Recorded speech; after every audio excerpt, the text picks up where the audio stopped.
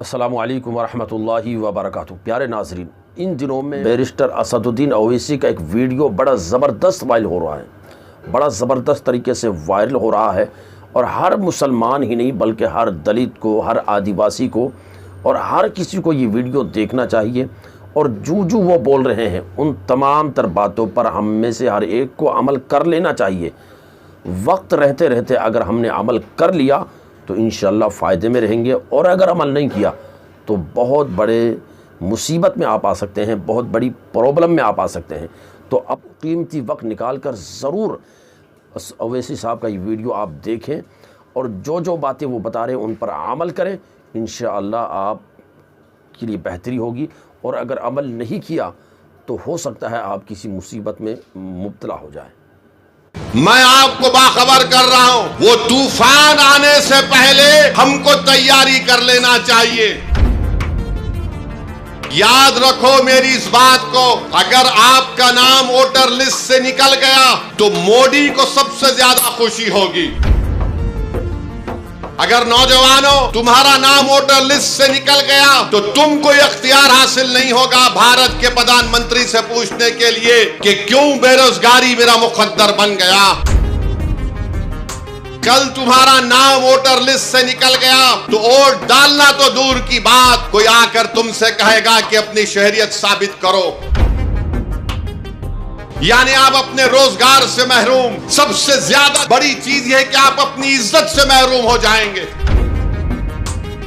जब तेलंगाना में या आपके किसी रियासत में ये इंटेंसिव रिवीजन होगा तो आप लोग परेशान होने की जरूरत नहीं, अभी वक्त है। पासपोर्ट बना सकते, दबा के पासपोर्ट बनाओ। बर्थ सर्टिफिकेट नहीं है तो बर्थ सर्टिफिकेट बनाओ।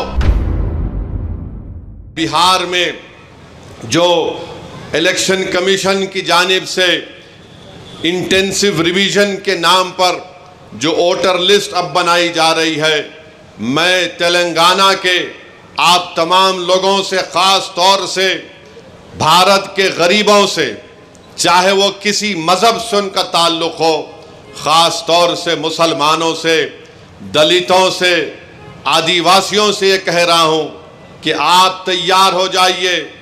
अगर तेलंगाना हो या वेस्ट बंगाल हो या तमिलनाडु हो या भारत में पूरे रियासतों में इस तरह का इंटेंसिव रिवीजन करवाया जाएगा, तो मेरी आप लोगों से अपील है कि आप लोग अपना एक एक का बर्थ सर्टिफिकेट बनाइए।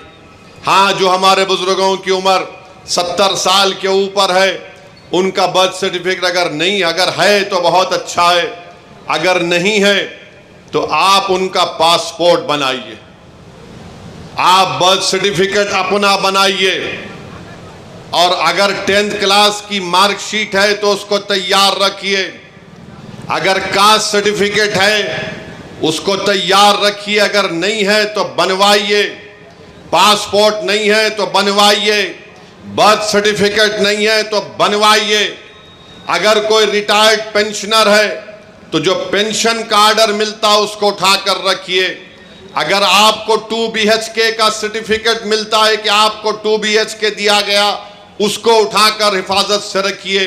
अगर जमीन गवर्नमेंट ने आपको अलॉट की तो उसको उठाकर रखिए। अगर आप गवर्नमेंट के मुलाजिम हैं या थे, उसका ID कार्ड उठाकर रखिए। क्योंकि याद रखिए मेरी इस बात को कि अब जब इंटेंसिव रिवीजन हो रहा है तो इलेक्शन कमीशन ने जो हिदायतें BLOs को दी हैं बिहार में, उसमें यह कहा गया कि अगर इलियास साहब के घर पर कोई 3 मरतबा BLO चला जाएगा और 3 मरतबा किसी जायज वजह से इलियास साहब अपने घर पर मुकीम नहीं होंगे तो BLO उसकी इत्तला ERO को और AERO को देगा।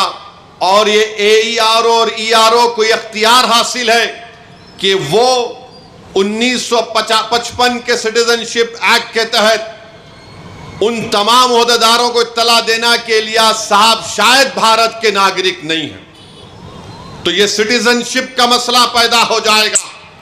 तेलंगाना में भी इंटेंसिव रिवीजन होगा, बल्कि पूरे मुल्क में होगा।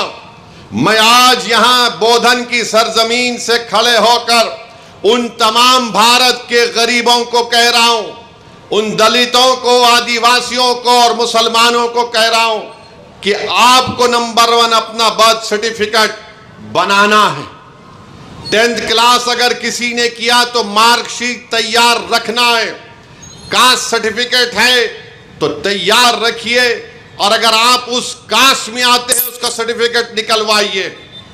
आपके पास अगर गवर्नमेंट की स्कीम का दिया हुआ 2 BHK का सर्टिफिकेट है तो उसको उठाकर रखिए। ये इसलिए कह रहा हूं कि 10 डॉक्यूमेंट की बात जो इलेक्शन कमीशन ने बिहार में की, वो यही 10 डॉक्यूमेंट हैं। हमने सुप्रीम कोर्ट को अख्तरुल ईमान मजलिस की तरफ से गए तो सुप्रीम कोर्ट ने अपने इंटरिम ऑर्डर में कहा कि प्राइमा फेसी हम इलेक्शन कमीशन से कहते हैं कि आधार कार्ड को भी, जो इलेक्शन कमीशन का वोट डालने का एपिक कार्ड होता है, राशन कार्ड को भी वो कंसीडर करे। तो ये जरूरी है, याद रखिए, जब तेलंगाना में या आपके किसी रियासत में ये इंटेंसिव रिवीजन होगा तो आप लोग परेशान होने की जरूरत नहीं, अभी वक्त है। पासपोर्ट बना सकते, दबा के पासपोर्ट बनाओ। बर्थ सर्टिफिकेट नहीं है तो बर्थ सर्टिफिकेट बनाओ। कास्ट सर्टिफिकेट है या नहीं है, आप आते हैं उस कास्ट में तो उस कास्ट सर्टिफिकेट को बना के रखो। याद रखो मेरी इस बात को, अगर आपका नाम वोटर लिस्ट से निकल गया तो मोदी को सबसे ज्यादा खुशी होगी। क्यों खुशी होगी? क्यों खुशी होगी बताता हूं मैं आपको। आपका नाम जब तक वोटर लिस्ट में रहा, जैसा हम अब मोदी से सवाल कर रहे हैं, बताओ गरीब गरीब क्यों होते जा रहा है और दौलतमंद क्यों हो रहा है, तो मोदी ये नहीं चाहते कि कोई उनसे सवाल करे। अगर नौजवानों तुम्हारा नाम वोटर लिस्ट से निकल गया तो तुमको इख्तियार हासिल नहीं होगा भारत के प्रधानमंत्री से पूछने के लिए कि क्यों बेरोजगारी मेरा मुकद्दर बन गया। और जिस तरीके से बार बार ये कहा जा रहा है कि फुला इलाके में बांग्लादेशी है, फुला इलाके में रोहिंग्या म्यांमार के लोग हैं, फुला इलाकों में नेपाली लोग आके बस गए, ये सब तैयारियां की जा रही हैं। मैं आपको जिम्मेदारी से बाखबर कर रहा हूं। ये जज्बात में लाने के लिए, ये डराने के लिए नहीं कह रहा हूं। ऑन रिकॉर्ड कह दिया गया कि पूरे भारत में इंटेंसिव रिवीजन होगा, और तेलंगाना में जो लास्ट इंटेंसिव रिवीजन हुआ था, मेरे ख्याल से अगर मेरा हाफिजा सही है तो 2007 में या फिर 2002 में हुआ था। मगर ये चीज की तैयारी करके रखिए।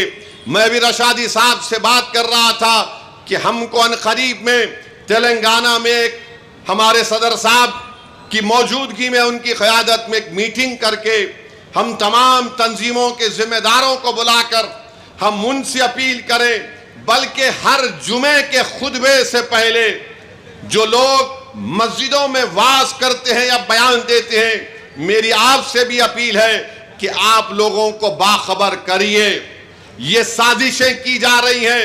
कल तुम्हारा नाम वोटर लिस्ट से निकल गया तो वोट डालना तो दूर की बात, कोई आकर तुमसे कहेगा कि अपनी शहरियत साबित करो। फॉरेनर्स ट्रिब्यूनल को भिजा दिया जाएगा, उसका भी एक प्रोसीजर है। पहले एसपी बॉर्डर को बोला जाएगा, एसपी बॉर्डर लेटर लिखेगा मिनिस्ट्री होम अफेयर्स को, वहां पर 3 ऑफिसर के दस्तखत के बाद आपका मुकदमा चलेगा। यानी आप अपने रोजगार से महरूम। सबसे ज्यादा बड़ी चीज यह है कि आप अपनी इज्जत से महरूम हो जाएंगे। लोग आपको उंगली उठाकर बोलेंगे अरे इसका नाम वोटर लिस्ट से निकल गया, ये भारत का शहरी नहीं है। इसीलिए आप याद रखो, अभी से मैंने जो बात कही उस पर अमल करने की कोशिश करिए। मेरे दुश्मन बहुत हैं, मुझसे इख्तलाफ करने वालों की भी तादाद बहुत ज्यादा है, क्योंकि भारत के अगर कोई लैला है तो उसका नाम असदुद्दीन ओवैसी है। मुझसे बहुत चाहने वाले हैं, मगर उसकी परवाह मत करो। मैं तुमको बाखबर कर रहा हूं, मैं आपको बाखबर कर रहा हूं।